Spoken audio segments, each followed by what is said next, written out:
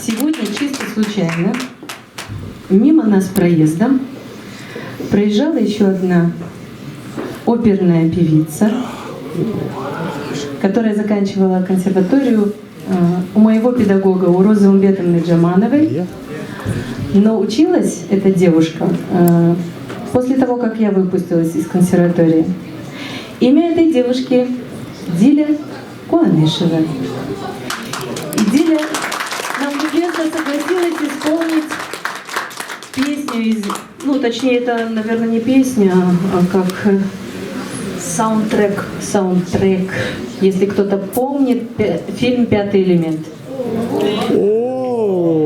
Так что поддержите. Это очень серьезное произведение. Человеку без распевки такое произведение очень сложно петь.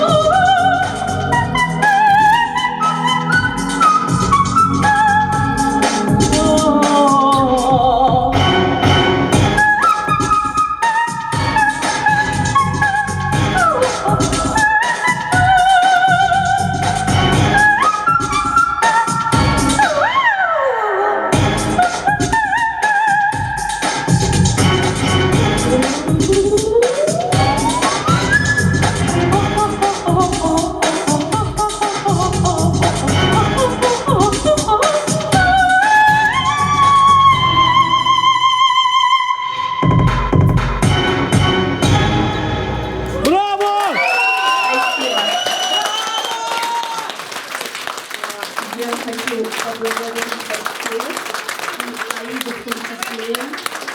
Вам сказочно повезло, что вы можете общаться с очень необыкновенным человеком. Она очень крутой профессионал. У нее самая вкусная легато, вот, которую я только когда-нибудь слышала. Похлопайте, пожалуйста.